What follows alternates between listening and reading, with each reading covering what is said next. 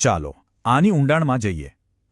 આજે આપણે કોઈ મોટી રાષ્ટ્રીય ચૂંટણીની વાત નથી કરવાના, પણ એકદમ ઝીણવટથી જોઈશું એક એવી બેઠકને જ્યાં હાર જીતનો ફેસલો બહુ જ ઓછા માર્જિનથી થયો, એકદમ તટસ્થ રીતે, ફક્ત આંકડા અને હકીકતોના આધારે. કોઈપણ દેશની રાજનીતિને સમજવી હોય ને તો એના પાયામાં જવું પડે, એટલે કે એના મત વિસ્તારોની જમીની હકીકતને સમજવી પડે. અને આજે આપણે એ જ કરીશું, ગુજરાતના ખંભાત મત વિસ્તારની સાથે. ફક્ત 3711 મત. જી હા, તમે બરાબર સાંભળ્યું. 2022ની ખંભાત વિધાનસભા ચૂંટણીમાં જીત અને હાર વચ્ચેનું અંતર બસ આટલું જ હતું, એકદમ પાતળી ભેદરેખા. તો અહીંયા મોટો સવાલ એ જ ઊભો થાય છે કે જે ચૂંટણીમાં 2 લાખથી પણ વધારે મતદારો હોય, એનું પરિણામ આટલા નાના આંકડા પર કેવી રીતે આવી શકે? આટલા ઓછા મતો આખી બાજી કેવી રીતે પલટી શકે?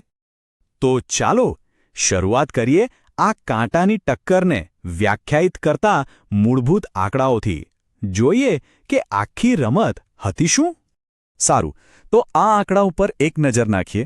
કુલ મતદારો હતા લગભગ 2.25 લાખથી પણ વધુ, 2,33,488. એમાંથી મતદાન થયું લગભગ 68%.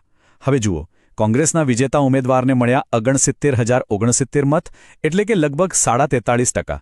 અને ભાજપના ઉમેદવારને મળ્યા 65,358 મત, જે છે 41%ની આસપાસ. એટલે કે જીતનો તફાવત કેટલો થયો? ફક્ત 2.34%.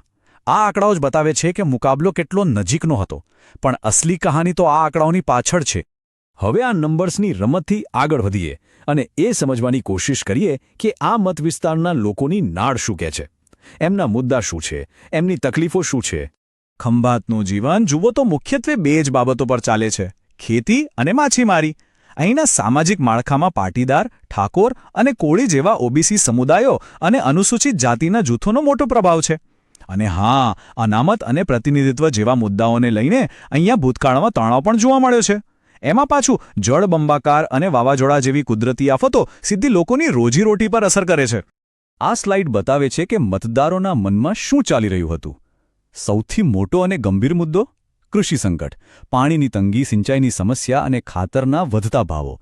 એના પછી તરત આવે છે યુવાનો માટે રોજગારીનો અભાવ અને મોંઘવારી, જે નાના વેપારીઓ અને ખેડૂતો બંનેને અસર કરી રહી છે. અને હા, જ્ઞાતિ આધારિત રાજકારણ અને સામાજિક ન્યાયના મુદ્દાઓ પણ એટલા જ મહત્વના છે. આ એક વાક્ય સાંભળો, એ આખા કૃષિ સંકટનો સારાંશ આપી દેશે. એક ખેડૂત કહે છે, ખાતરના ભાવ તો આસમાને છે, પણ અમારા પાકના ભાવ મળતા નથી. તો પરિવારનું ગુજરાન ચાલે કેવી રીતે? આ શબ્દોમાં આંકડા નથી, વેદના છે. ચાલો હવે પાછા ફરીએ આંકડા ઉપર. મતદાનના ડેટાનું ઊંડાણપૂર્વક વિશ્લેષણ કરીએ અને એ પેટર્ન શોધવાનો પ્રયત્ન કરીએ જે 2022ના આ રસપ્રદ પરિણામને સમજાવી શકે. આ છેલ્લા 10 વર્ષના આંકડા જુઓ. 2012માં ભાજપનો વોટ શેર 52%થી પણ વધારે હતો, જે ઘટીને 2022માં સીધો 41% પર આવી ગયો. બીજી બાજુ કોંગ્રેસનો વોટ શેર 40થી 45%ની વચ્ચે જ રહ્યો છે. તો સીધો સવાલ એ છે કે ભાજપના આ ઘટેલા મત ગયા ક્યાં? અને આ ચાર્ટ જુઓ, આ વાતને એકદમ સ્પષ્ટ કરી દે છે. એક દાયકામાં ભાજપના વોટ શેરમાં લગભગ 11%નો મોટો ઘટાડો. 2022ની આ કાંટાની ટક્કર પાછળનું આ જ સૌથી મોટું અને મહત્વનું કારણ છે.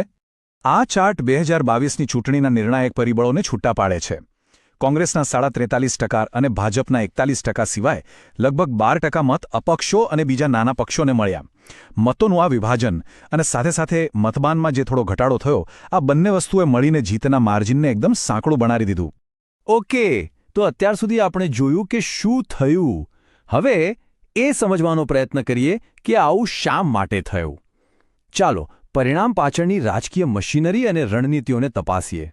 અહીંયા આપણે કોંગ્રેસના અભિયાનનું સ્વોટ એનાલિસિસ જોઈએ છે. એમની તાકાત હતી ઉમેદવારની ઓળખ. લોકો એમને ઓળખતા હતા. પણ સૌથી મોટી નબળાઈ શું હતી? પક્ષપલટાને કારણે ઉમેદવારની વિશ્વસનીયતા પર લાગેલો પ્રશ્નાર્થ. લોકોનો વિશ્વાસ ઓછો હતો. આ સિવાય ગ્રામીણ વિસ્તારોમાં એમનું જમીની સ્તરનું સંગઠન પણ ઘણું નબળું હતું. જુઓ, રાજકારણમાં વિશ્વાસ એ પાયાની વસ્તુ છે. વિશ્વાસ વગર બધું જ નકામું. દરેક પગલું અને દરેક શબ્દ ગૌરવ અને જવાબદાર જાહેર અભિવ્યક્તિ જેવા આપણા બંધારણીય મૂલ્યોથી માર્ગદર્શિત હોવા જોઈએ. આ ચતુર્મુખ સિદ્ધાંત એટલે કે રાજકીય લડાઈના 4 મોરચા કોઈપણ અભિયાનની સાચી સ્થિતિ બતાવે છે. અહીંયા સ્પષ્ટ દેખાય છે કે ચૂંટણીના મોરચે માર્જિન નબળું હતું.